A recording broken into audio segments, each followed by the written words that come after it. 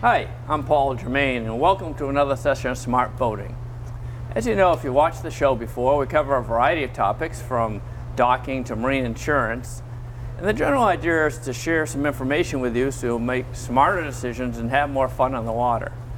And this show that we're going to do today is going to be right up that alley. It's going to focus on marine electronics, and today we're at the West Marine Store in Woburn, Mass.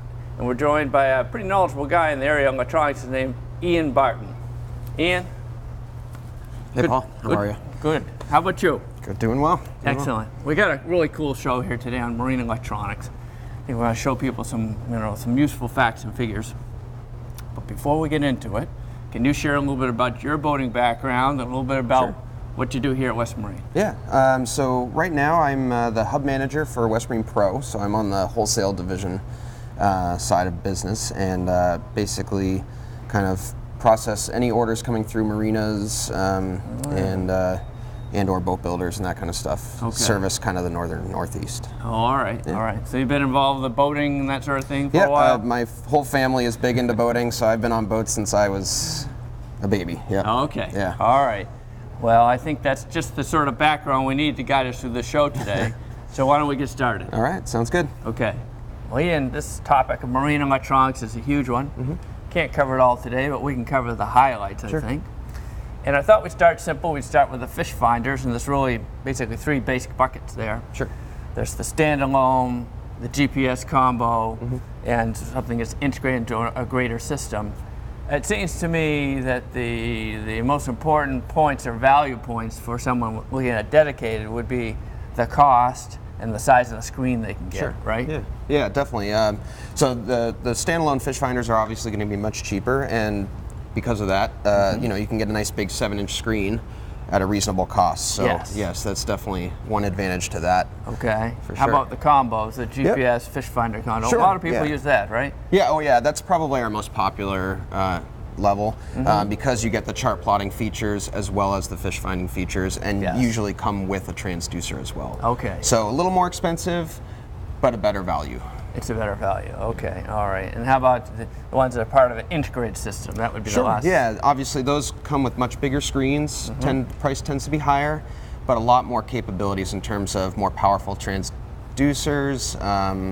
Lots of different options in terms of 3-dimensional views, things like that. Oh, okay. Yeah. All right.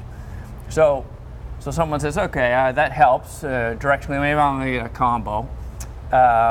You're going to look. Apparently, there aren't many grayscales anymore, like in the old days, right? No, there used to be, but they're all going pretty much color at this point. They're all color, like the ones we have in front of us here. Yeah, for sure. And how about things like processing speed, or I guess footprint? The size of the display would be a factor. So it's color, pixels, making up the color. Sure. Diagonal screen size. Yeah. Transducers would be an important thing to think about when you're looking at this, right? For sure, yeah. I mean, the cheaper end is not going to be able to support as powerful of a transducer. So if you need to go very far offshore, you need to go a lot deeper, you may need to step it up to something with a more powerful sounder inside. Oh, right. And a lot of them are using this chirp technology these days, right? Yep, definitely. Yeah, it's really nice. It's better target separation, more clarity. So instead of sending out one frequency, waiting for it to return, it sends out a range of frequencies, so you get a better image, hitting different, density levels, things like that. Yeah. So that's probably an important thing to have on people's checklist. Sure, it's kind of like standard TV versus high def TV. Oh, it is in some ways, yeah. Okay. Easy way to equate it. That's a good idea. Sure. Well, Ian, we've got some dedicated fish finders here, some different models. Can you guide us through them briefly and share what you think is unique about them? Sure, yeah. So here we have the Garmin Striker series. It comes in a variety of sizes and different levels of fish finding views. So right here we have the Striker 4, which is their most entry level, so to speak. Okay. Basically has, for the most part, just the traditional fish finder view, which most people are used to. Yes. So if that's all you need, I got a little 13-foot whaler, or a kayak or something like that. I don't have much of a footprint. Yeah, absolutely. For under $200, basically $200. And the other nice thing about the Strikers in general is that they all have GPS, but not chart plotting. So that's what sets them apart. Oh, so okay. what you can actually do is mark fishing spots and get back to them. You just need to know to avoid, anything in the way of you. Sure. I'll demonstrate that on one of these as well. So, all right. Next, we have the same size screen, so a 4-inch screen, but this one adds not only the traditional, but also has the clear view. So that's the 455-800 in terms of kilohertz. Okay. Which basically cuts through the clutter and gives you a better image on the bottom. Okay. So more about the structure, less about the the actual water column. See. Okay. Again, all the same features as the regular 4, but the 4CV adds the clear view. Yeah.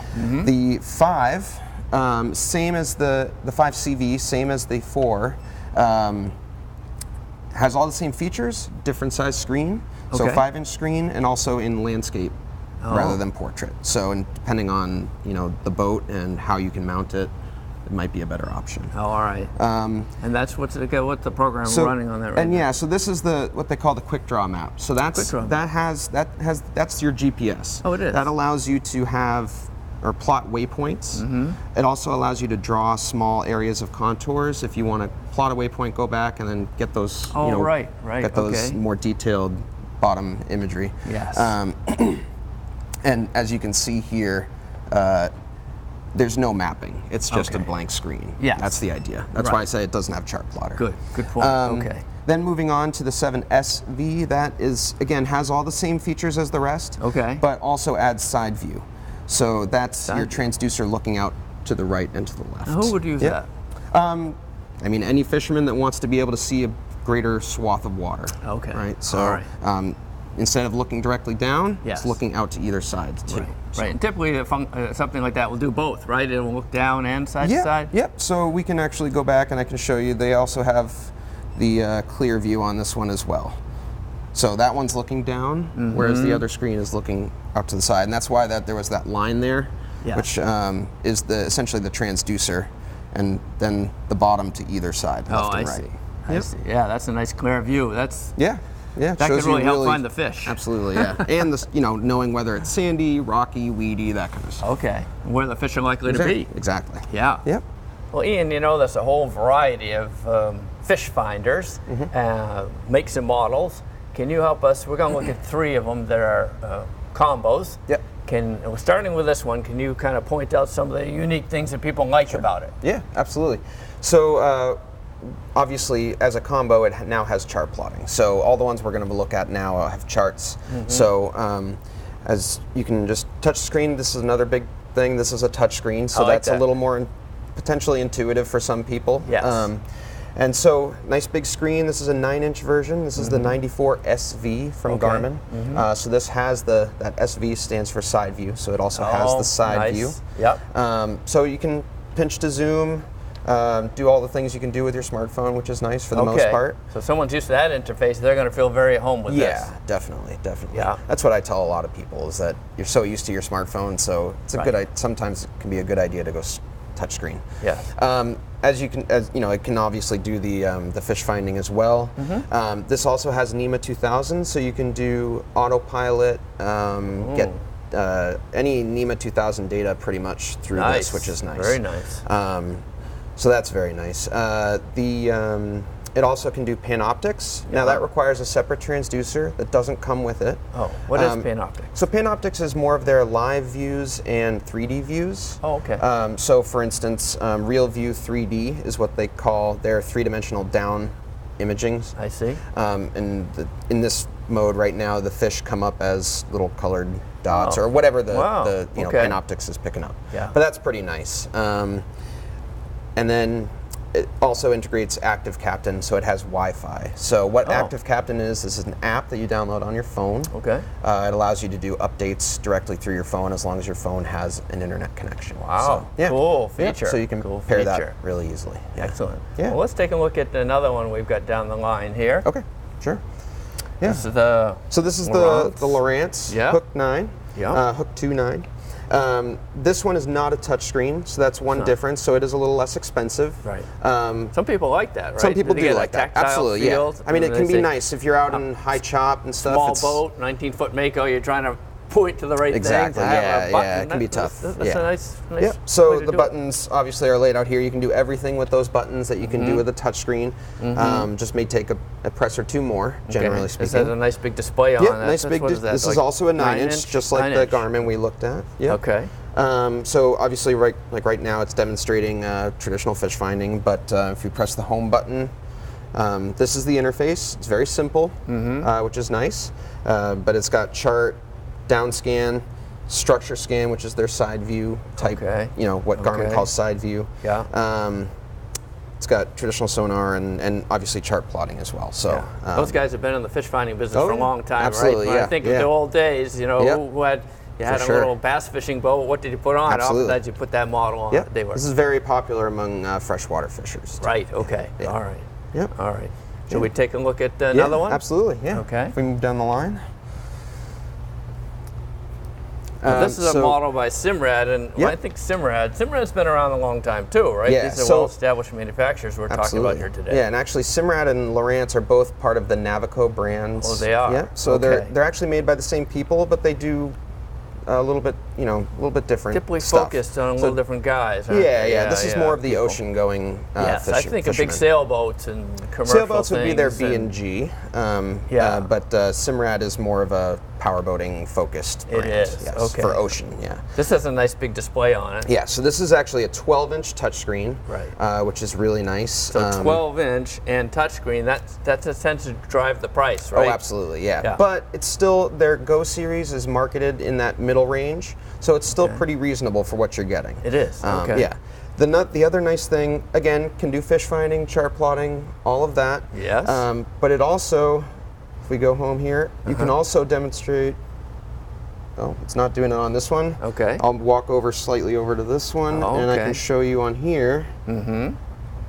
Oh no, I'm sorry. It is on this one. Okay, right. There's a lot of icons on there. I apologize. Well, but this one and the 9 that I was about to show it to you, it can do radar. So they can both do radar. And the new 7-inch as well can do radar as well. That's called the Go 7 XSR. Just a newer version of the XSE. That's nice to be able to integrate that in, because that's an issue when you have electronics, right? So if you're putting on new electronics, historically compatibility has been an issue, and to have a foundation that's been shown to be able to be easily added to, that can be a benefit to people, right? True. Keep in mind that radars are proprietary to the screen, so you can't mix. You can't.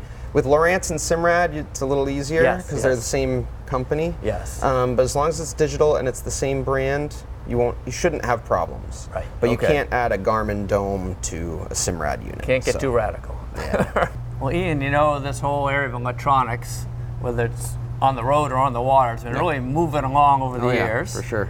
And they have these standards that come up and get renewed and implemented, and they're very critical in hooking up a boat networking system, if you will.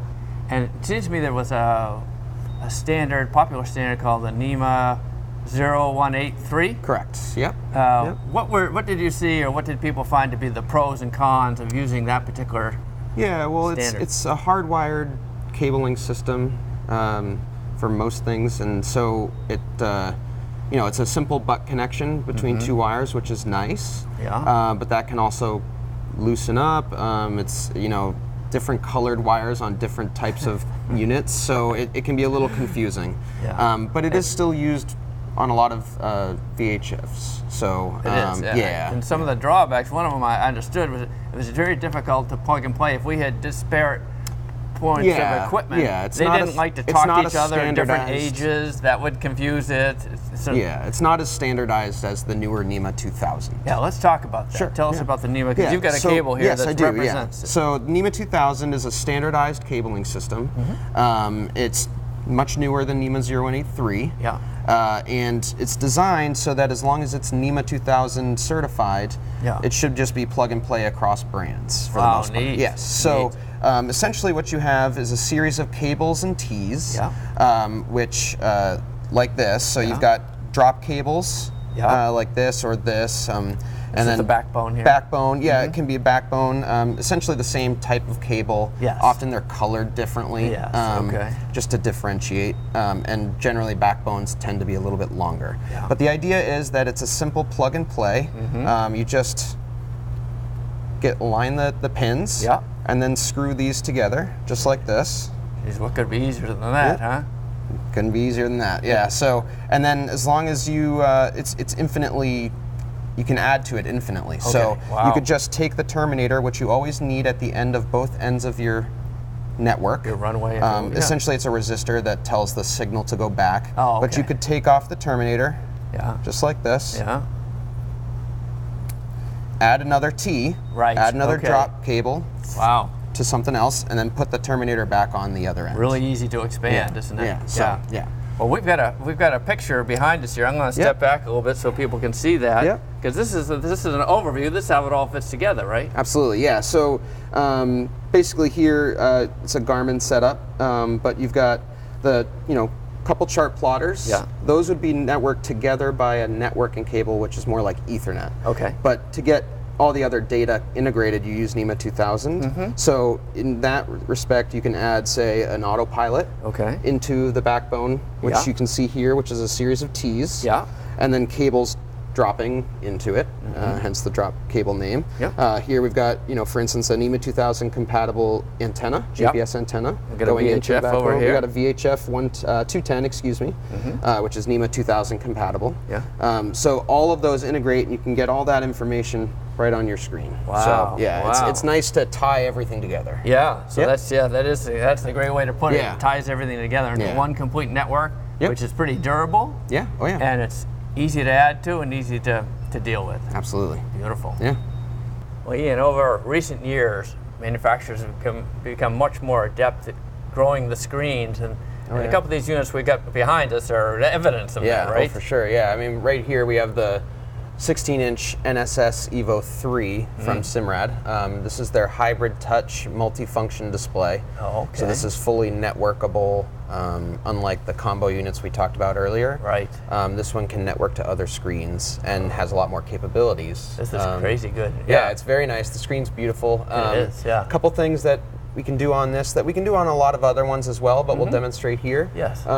In the charts, we can do radar overlay. Okay. So what's nice about that? It's a nice safety feature to have in that if you see something popping on your radar that you don't see anything on the actual chart, Yes. it's something you know to avoid when you can't see it, right? Good point. So Yeah. that's a very nice feature to have. Yeah. We've also got where is it? In the Simrads with both the Go series we talked about earlier, as well as the NSS series, you have Fish Reveal.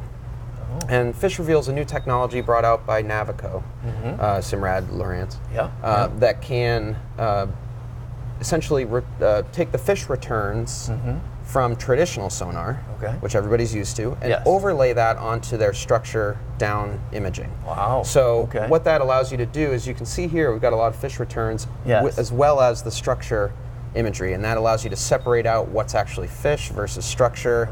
Helps you determine if what you're seeing is a bait ball or weeds or Okay. a pile of fish. Nice. So I'm no fisherman, but I know that's You know that's a good feature. yeah, it's a good feature. Yeah. So that's really nice, and that's pretty new, and it's something even if you have an older Go series from the very first one, you can update it to have that, and the NSS will do the same. So, Beautiful. Yeah. Beautiful. The Evo 3s anyway. Okay. All right. Yeah. Shall we slide down Sure, the display yeah, here and see definitely. what else we got? We got the. Yeah. So here we have the Raymarine Axiom Pro, and below it we have a touchscreen version, which is just called the Axiom. Okay. The Pro adds the hybrid touch features as well. So you've got buttons and touchscreen. Why would people want that?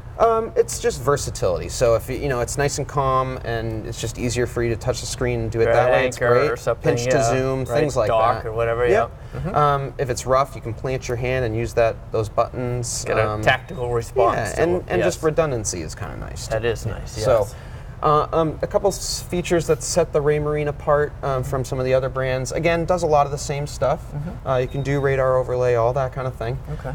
But on the Axioms, both the Axiom and the Axiom Pro, you can have user profiles, kind of like car memory seats. Yeah, you set them and it's always right for you when exactly. you come to use it So again. on this one, essentially, you can have different profiles set up. So if you're the primary boater, you can be skipper and have everything set to the way you like it. Nice. And you can have a guest. So let's say you share the boat with a friend and he or she likes it a different way. They can go into their profile and change it, and it'll change to all the settings they like, and then vice versa. When you get back to your boat, you can switch it back and everything changes. Very nice. So that's really nice.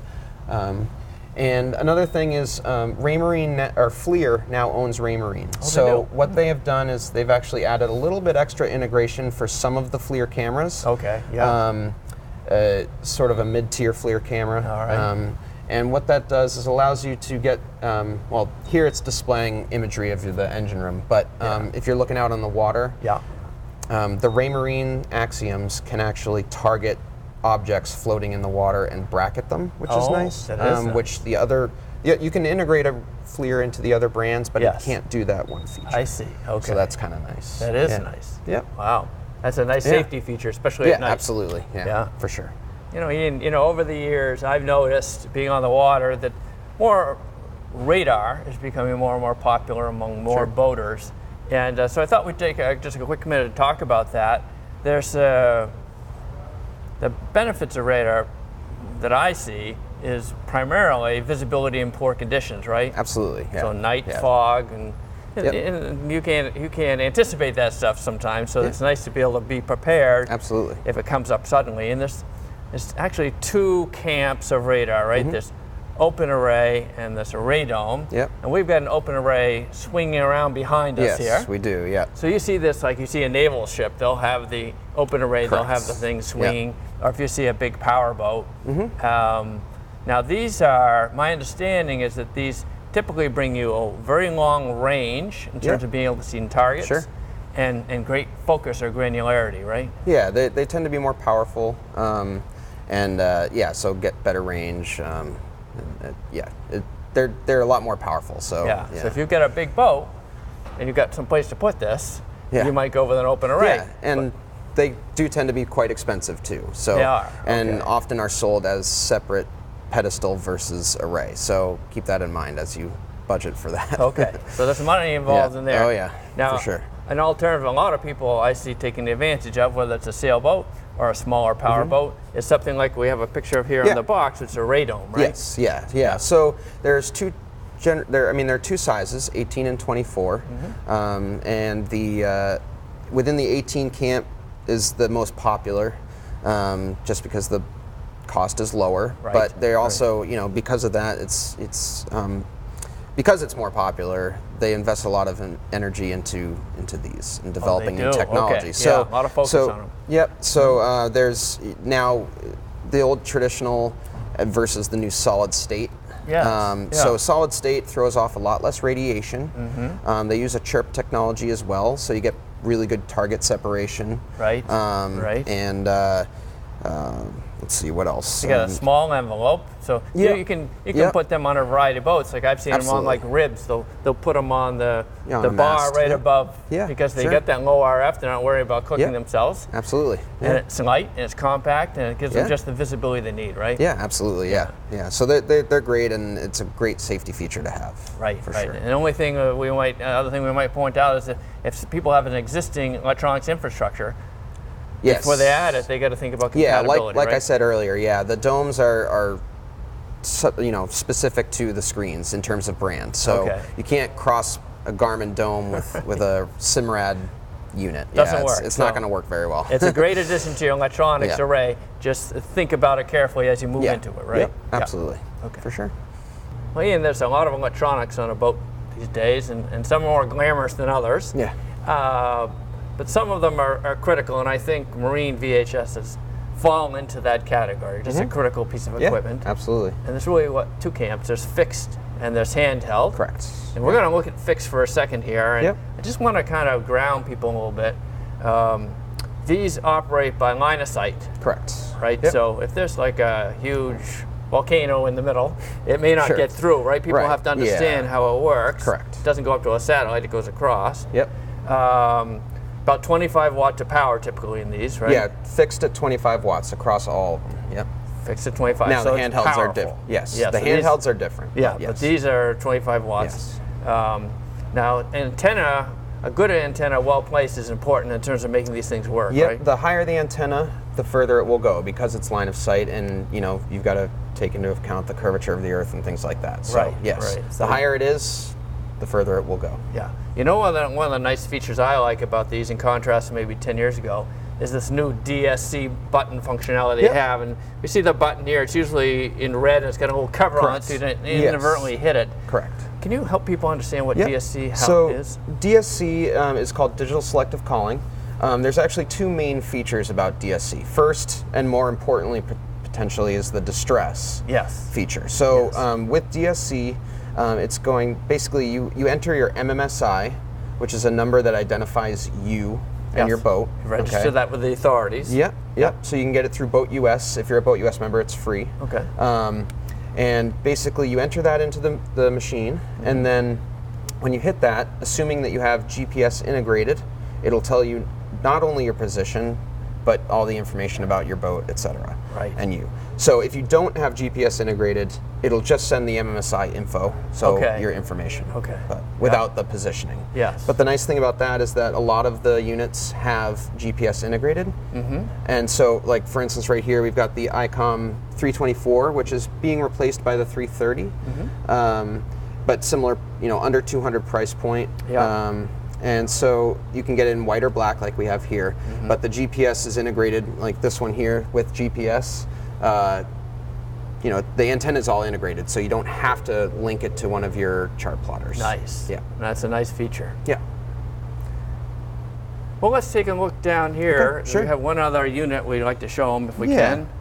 So this is the Standard Horizon GX 2200. This has an AIS receiver in it. It does. Yeah, so that'll tell you positioning of other ships that are transmitting their location and information. So that's a great safety feature. Yeah, it's nice to know where other things are around you and which direction they're going, especially if they're a tanker. Now, it's not a transceiver. It will not send your position. So if you want a transceiver, you have to buy that, or buy a transceiver or get one that has it all integrated into it. I see. Now, the thing about transceivers is there are very few that you can sell over the counter. Generally, they have to be pre-programmed. So if you buy through West Marine, you can buy it online, and there's a form you fill out with information about where on the boat it's being positioned, etc. And then they'll pre-program it and send it out. Right. So that's a cool thing. But a lot of people would find value in just the basic model. Absolutely. Yes. Definitely. Well, Ian, it's hard to believe, but we've got to wrap up the show today. Fair enough, And we covered a lot of ground, from fish finders to GPS to different screens, all sorts of electronics. Is there anything you'd like to add before we wrap up the show today? Yeah, well, I mean, like most electronics, the marine electronics is evolving constantly. Yes. So a lot of new technology out there, a lot of things that we haven't even gone over today. So, if someone's got, older technology, it might be time to think about upgrading, because there's a lot of conveniences and safety features that are new. And so you can go to any marine retailer, and like any, we have a great assortment. So if you need to learn more, obviously you can always go to westmarine.com or visit your local retailer. So for sure. Excellent. Thank you, Ian. You're welcome. Yeah, absolutely. And thank you, Smart Boating viewers, for joining us. If you got comments or questions, visit our website, www.smartboatingus.com. Thank you.